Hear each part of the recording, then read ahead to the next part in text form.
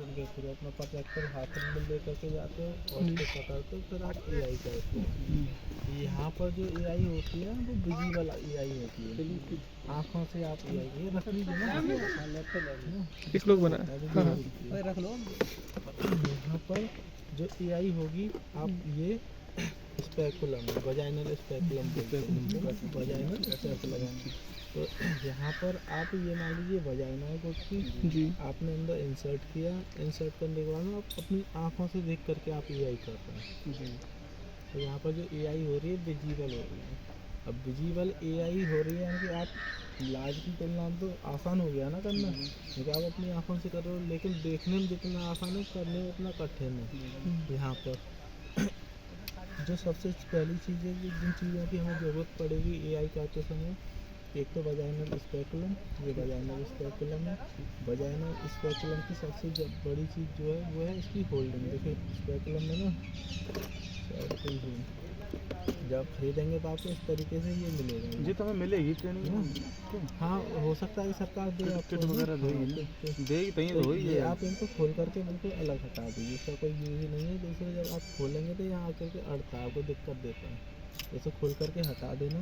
तो स्पेकुलम है, स्पेकुलम की होल्डिंग बहुत ज़्यादा ज़रूरी है क्योंकि ये खुलता है नहीं समझ रहे, ये खुलता है जब आप बोर्ड के अंदर इंसर्ट करोगे और जब आप यहाँ पर प्रेशर दोगे तो प्रेशर तो ऊपर और नीचे दोनों पर ही जाएगा ना, तो वहाँ पर डर बना रहता है प्रेशर जैसे झटका दिया खुलने का, और जैसे ही आप खुल गया तो बीच में स्किन आएगी और वजाइना की इंटरनल स्किन आ रही है तो वहाँ पर बहुत ज़्यादा सेंसिटिव ऑर्गन है ना, ब्लड सप्लाई और वेन नर्व सप्लाई बहुत ज़्यादा होती है वहाँ पर। तो आपको सबसे पहले जो प्रैक्टिस करनी है स्पेकुलम की होल्डिंग पर करनी है, आपको करनी है। जो पकड़ने का सबसे सही तरीका है वो ये है कि इन दोनों में आपको यहाँ से फंसा दिया, ठीक है, और यहीं कहीं इस तरीके से घुमा दिया, तीनों उंगली नीचे की तरफ है, केवल इनसे पकड़ रखा, जो आपका अंगूठा रहेगा इस तरीके से रहेगा, इसे हम इम्प्रेशन जैसे देते हैं ना, अंगूठा जैसे लगाते हैं वैसे पूरा का पूरा यहाँ पर आना चाहिए इस तरीके से।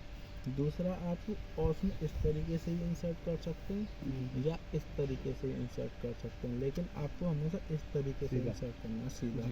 उसका कारण ये है कि अगर आप अंदर इंसर्ट कर रहे हो तो नीचे क्लाइटोरिस होगा ना क्लाइटोरिस, और उससे पहले यूरेथ्रल ओपनिंग होगी, पेशाब की नली जो निकल कर मुँह जो है पेशाब की नली का वो भी होगा। अगर गलती से खुल गया दोनों के दोनों रप्चर होंगे, आपको सोचिए गोट को कितनी दिक्कत होगी।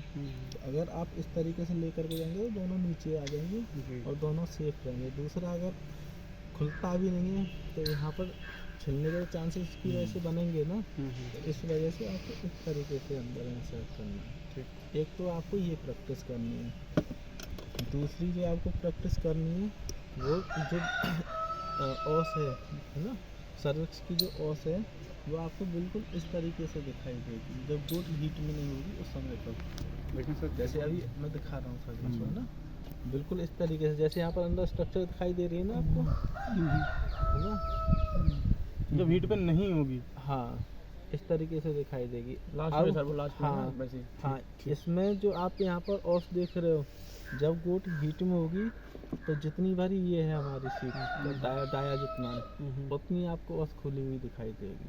ठीक, अगर हीट में होगी तो हाँ हीट में होगी तो ये एक तरीके से। अब यहाँ पर हम इतना खोल तो सकते नहीं हैं, तो पहले हम इस पर प्रैक्टिस करेंगे, इस पर जब आपका हाथ साफ हो जाएगा फिर हम गोट पर जाएंगे। जो आपको इससे पास कराने में कठिनाई आएंगी वो सेम बकरी की उससे पास कराने में कठिनाई आएगी। जब आप बकरी की एआई कर रहे होंगे तो बकरी के 7 से 8 फोल्ड होते हैं ना, तो आपको 6-7 झटके लगेंगे, है ना। और जैसे लार्ज एनिमल में झटका लगता है ना, वहाँ पर बहुत हल्का सा झटका लगता है ना, सिर्फ आपको हल्का सा महसूस होता है कि हाँ झटका लगा है, लेकिन यहाँ पर आपको काफ़ी तेज़ झटका लगता है ना। कट की आवाज़ आएगी अलग से, जो बराबर में जो किसान होगा ना उसको भी सुनाई देगा अगर गोट अच्छी हीट करे तो कि हाँ तो झटका लगा है। तो आप एक तो ये आपको जो प्रैक्टिस करनी है वो आप 8 है 9 है जो भी 5 है तो पहले 5 कर लेना, 3 लोग ऑब्जर्व कर लेना, फिर उसके बाद में बाकी के कर लेना, फिर वो देख लेना सही कर रहे हैं गलत कर रहे हैं। जब गोट की ईआई की जाती है तो गोट को हमेशा पीछे से उठा करके ईआई की जाती है।